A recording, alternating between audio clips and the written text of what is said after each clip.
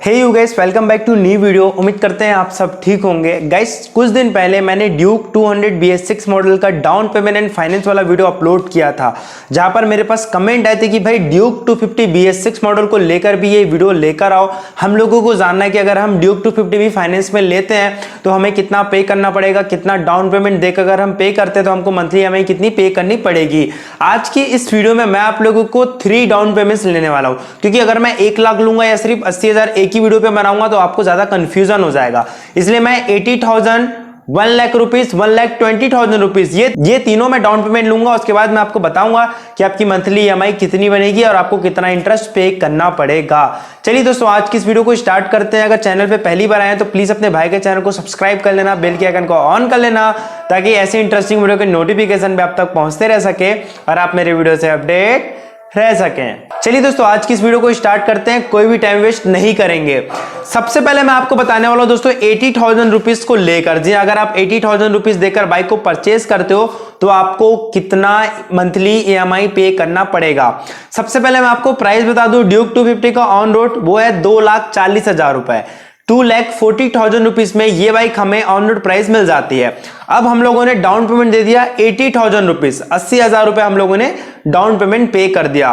तो उसके बाद जो बचा हुआ अमाउंट है वो है 1,60,000, 1,60,000 रुपए आपका बचा हुआ अमाउंट होगा। उसके बाद हम इसमें जोड़ देंगे प्रोसेसिंग फीस।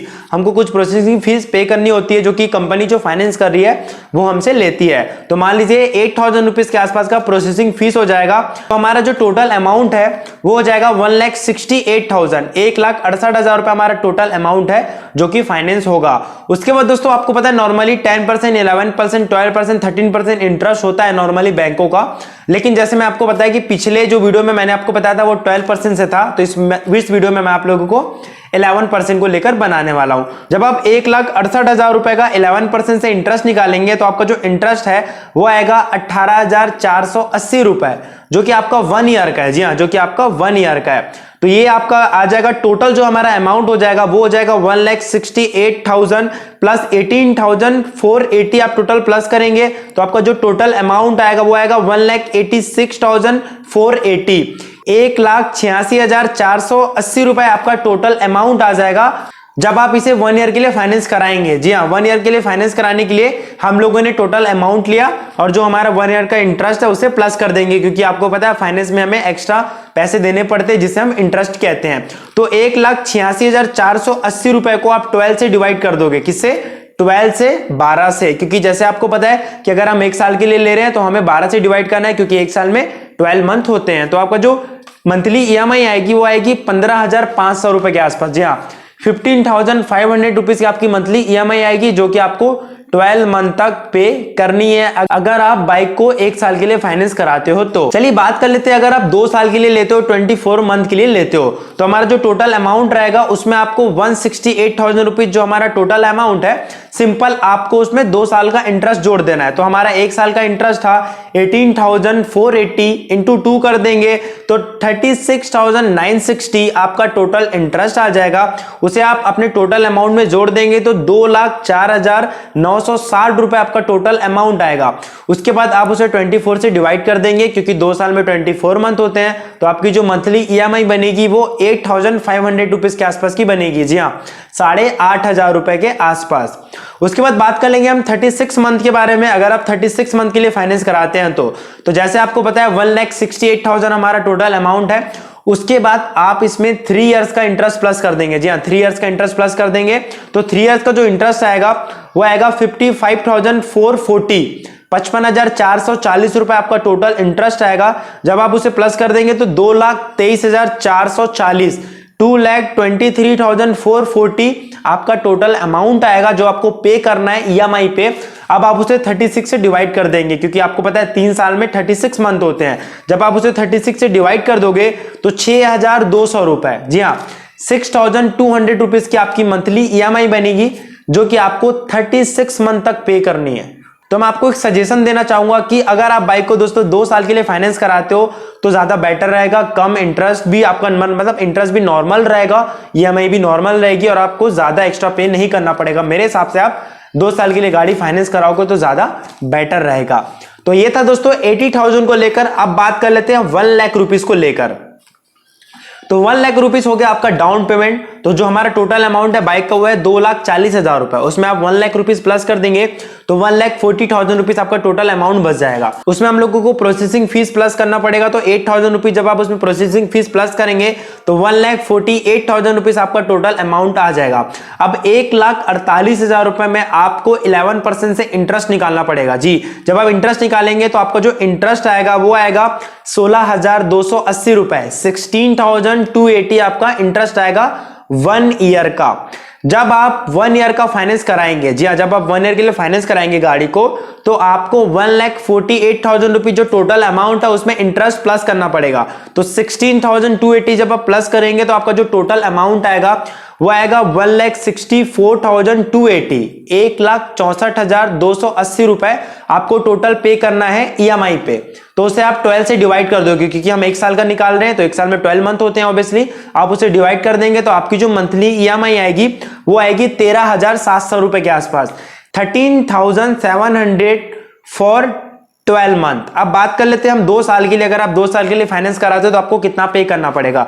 अगर आप 2 साल के लिए फाइनेंस करा रहे हो तो सबसे पहले आपको 2 साल का इंटरेस्ट निकालना पड़ेगा। तो 16,280 1 ईयर का था, इंटू 2 कर दोगे तो 32,560 आपका टोटल इंटरेस्ट आ जाएगा। उसे टोटल अमाउंट में प्लस कर दोगे तो 1,80,560 आपका टोटल इंटरेस्ट आ जाएगा। 1,80,560, 1,80,560 रुपए आपका टोटल अमाउंट आ जाएगा जो कि आपको पे करना है, इंटरेस्ट प्लस अमाउंट। अब आप उसे 24 से डिवाइड कर दोगे, ऑब्वियसली 2 साल में 24 मंथ होते हैं, तो आपकी जो मंथली ईएमआई आएगी वो आएगी 7,500 रुपीज, 7,500 रुपए आपको पे करना है 24 मंथ तक।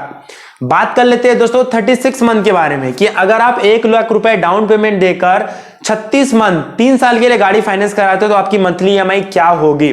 सबसे पहले आप 3 साल का इंटरेस्ट निकालोगे, तो 1 साल का हमारा इंटरेस्ट क्या है 16,280, उसको इंटू 3 कर दोगे तो 48,840 आपका टोटल इंटरेस्ट आ जाएगा। टोटल इंटरेस्ट आने के बाद आप उसे प्लस कर देंगे 1,48,000 रुपीज के साथ, क्योंकि वो हमारा बचा हुआ अमाउंट है जो कि फाइनेंस होगा। तो आपका जो टोटल अमाउंट आ जाएगा वो आ जाएगा 1,96,840। उसके बाद आप उसे 36 से डिवाइड कर दोगे, क्यों? क्योंकि हम 3 इयर्स के लिए फाइनेंस करा रहे हैं। तो आपको जो मंथ में पे करना है 36 मंथ तक वो होगा 5,400, जी हाँ 5,400 रुपीज आपको मंथली पे करना है 36 मंथ तक, अगर आप 3 साल के लिए फाइनेंस कराते हो 1 लाख रुपीज डाउन पेमेंट देकर। चलिए बात कर लेते हैं, अगर आप 1,20,000 रुपीज डाउन पेमेंट देकर गाड़ी को परचेज करते हो तो आपकी मंथली ईएमआई कितनी रहेगी। 1,20,000 रुपए आपका टोटल डाउन पेमेंट हो गया। बाइक का प्राइस है 2,40,000 रुपए, तो 1,20,000 रुपए आपका बचा हुआ अमाउंट है जो कि फाइनेंस होगा। उस पे हम सबसे पहले प्रोसेसिंग फीस जोड़ेंगे 8,000 रुपीज के आसपास, तो 1,28,000 रुपीज आपका टोटल अमाउंट हो जाएगा।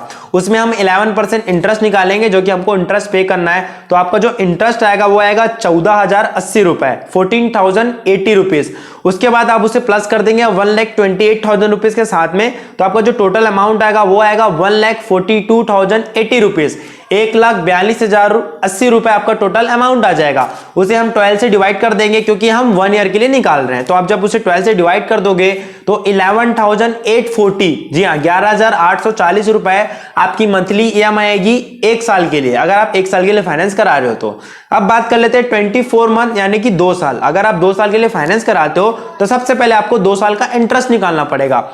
2 साल का इंटरेस्ट निकालने के लिए 14,080 रुपीज इंटू 2 कर दोगे तो आपका जो टोटल अमाउंट आएगा वो आएगा 28,160, 28,160 रुपए आपका टोटल इंटरेस्ट आएगा।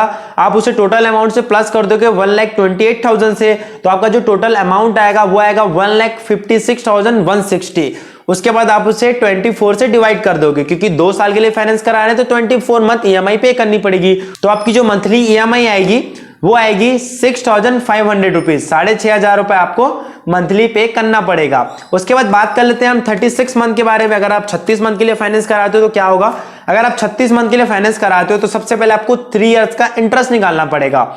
1 ईयर का इंटरेस्ट था 14,080 रुपए, इंटू 3 कर दोगे तो आपका जो टोटल इंटरेस्ट आएगा वो आएगा 42,240 रुपए। ये सिर्फ आपका इंटरेस्ट है जो आपको पे करना है एक्स्ट्रा। उसके बाद टोटल अमाउंट 1,28,000 रुपीज के साथ इसको प्लस कर दोगे तो 1,70,240 रुपए आपका टोटल अमाउंट आएगा जो आपको मंथली ईएमआई पे देकर पे करना है। उसके बाद दोस्तों आप उसे 36 से डिवाइड कर दोगे। जी हाँ, 36 से क्यों डिवाइड करोगे? क्योंकि हम 3 इयर्स के लिए फाइनेंस कर रहे हैं। तो आपकी जो मंथली ईएमआई आएगी वो आएगी 4700 रुपए। जी हाँ, 4700 रुपीज के आसपास की आपकी मंथली ईएमआई आएगी, जो आपको मंथली पे करनी है 36 मंथ तक। तो ये था दोस्तों KTM ड्यूक 250 को लेकर एक फाइनेंस वाला, लोन वाला वीडियो। उम्मीद करते हैं वीडियो अच्छी लगी तो प्लीज एक लाइक जरूर कर दीजिएगा। अगर चैनल पे पहली बार आए तो प्लीज अपने भाई के चैनल को सब्सक्राइब कर लेना, बेल के आइकन को ऑन कर लेना, ताकि ऐसी इंटरेस्टिंग वीडियो के नोटिफिकेशन भी आप तक पहुंचते रह सके और आप मेरी वीडियो से अपडेट रह सकें।